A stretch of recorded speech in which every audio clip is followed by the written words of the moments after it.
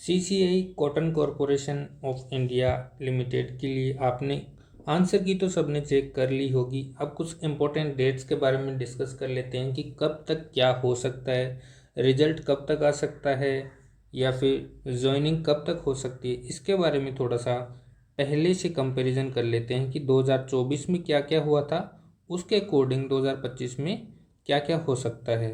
तो 2024 में है जो नोटिफिकेशन आया था वो कब आया था आपका 12 जून को आया था, यानी कि नोटिफिकेशन आपका आया था 12 ऑफ जून।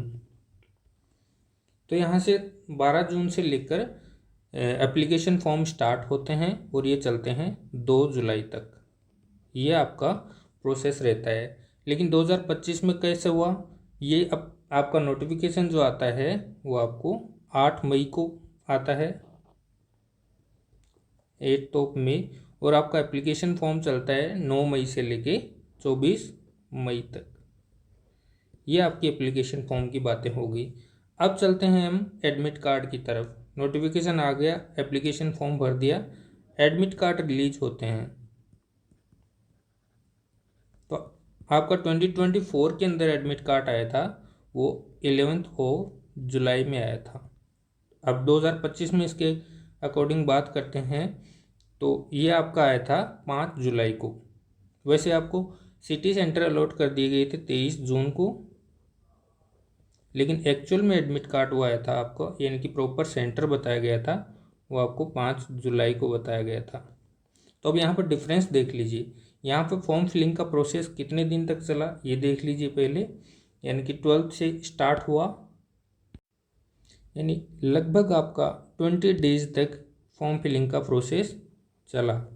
अब इधर देख लेते हैं 8 मई से लेके 20 मई तक चला, यानी एक्चुअल में 9 मई से स्टार्ट हुआ था फॉर्म फिलिंग का प्रोसेस, यानी लगभग आपका 15 से 16 दिन हो गए यहाँ पर फॉर्म फिलिंग का प्रोसेस चला, यानी कि ये थोड़ा सा फास्ट फॉरवर्ड हो गए यहाँ पर।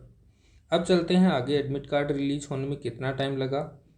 2 जुलाई से लेकर 11 जुलाई के बीच में एडमिट कार्ड रिलीज हो गया, तो समय देख लीजिए बहुत ही कम है, यानी कि 9 दिन के अंदर अंदर ही क्या हो गया, एडमिट कार्ड रिलीज हो गया।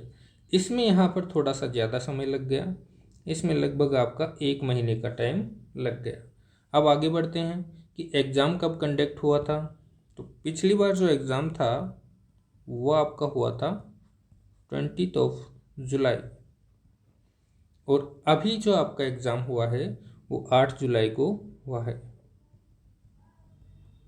तो यहाँ पर देख लीजिए इसमें कितना समय लग गया, लगभग 11 जुलाई से 20 जुलाई के बीच में कितना टाइम हो गया आपका, लगभग आपके 10 दिन मान लीजिए, 10 दिन का टाइम मिला था सिर्फ। सीधा एडमिट कार्ड आया था, एडमिट कार्ड में के बाद तभी पता लगा था कि एग्ज़ाम है, और 20 जुलाई को आपका एग्ज़ाम भी हो गया था। यहाँ पर देख लीजिए आपको कितना टाइम मिला लगभग, तो ये हो गया आपका लगभग 15 डेज। यहाँ पर आपको 15 दिन का टाइम मिलता है। तो ये दोनों जो टाइम है ये आपके एडमिट कार्ड रिलीज होने का और एग्ज़ाम के टाइम का, ये 2025 में थोड़ा ज़्यादा ले गई।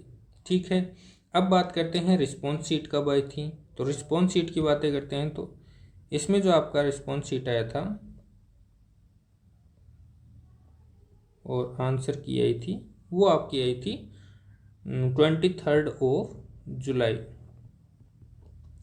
23 जुलाई को आया। और यहाँ पर आपका रिस्पॉन्स शीट अभी कल ही रिलीज हुआ है, यानी कि 11 ऑफ जुलाई को रिलीज हुआ था।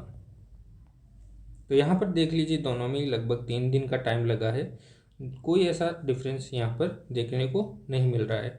अब बात करते हैं कि रिजल्ट कब तक आ सकता है, ज्वाइनिंग कब तक हो सकती है, इसके बारे में। तो अब 2024 इधर देख लेंगे और ये 2025। तो जब 2024 का एग्ज़ाम हो चुका था तो इसका रिजल्ट जो आया था वो आपका आया था 13 ऑफ सितंबर, यानी कि 13 सितंबर को आपका रिजल्ट आया था। और उसके बाद रिजल्ट के बाद आपको ऑफर लेटर जो यानी कि ज्वाइनिंग लेटर आया था वो कब आया था आपको, 23 ऑफ सितंबर। ये आपका ज्वाइनिंग लेटर या ऑफर लेटर, इसका मेल आपके पास 23 सितंबर में आ चुका था, लेकिन आपको बाद में डॉक्यूमेंट वेरिफिकेशन के लिए लास्ट डेट दी गई थी। तो यानी कि डीवी की जो लास्ट डेट दी गई थी वो कौन थी? लास्ट डेट वो कब थी?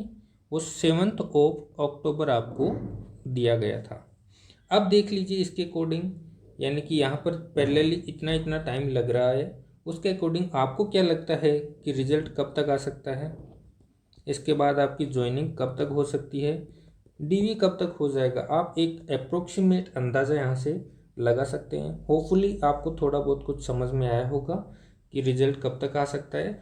बाकी एक्चुअल में तो किसी को पता नहीं है, बट होपफुली हम ये मान के चल सकते हैं कि सितंबर में इसका रिजल्ट आ जाना चाहिए। और इस बार सीजन थोड़ा बड़ा होने वाला है, तो हो सकता है सितंबर में आपकी ज्वाइनिंग भी दे दी जाए। कि 2024 में कट ऑफ कितना गया था, पेपर का लेवल कैसा था, उसके बारे में थोड़ा देख लेते हैं। तो 2024 में जब रिजल्ट आया था तो इसका कट ऑफ आरटीए के द्वारा पता लगा था। वैसे कोई ऑफिशियली जो कट ऑफ होता है वो रिलीज़ नहीं किया जाता है।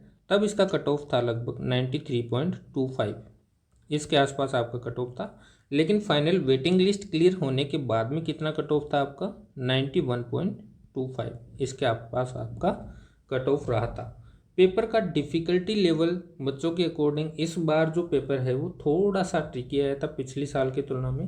तो ऐसा माना जा सकता है कि कट ऑफ थोड़ा सा स्लाइटली डाउन हो सकता है। अब आप देखिए कि आपके कितने नंबर बन रहे हैं, कमेंट बॉक्स में ज़रूर बताएं। आपको क्या लगता है कि कट ऑफ कम जाएगी या ज़्यादा जाएगी? अराउंड इतनी ही रहेगी? ये आपके सजेशन पर डिपेंड करता है, आपके मार्क्स पर डिपेंड करता है कि किसके कितने मार्क्स बन रहे हैं। जितने ज़्यादा मार्क्स का अपने पास डाटा रहेगा उसके अकॉर्डिंग हम इवेलुएट कर पाएंगे।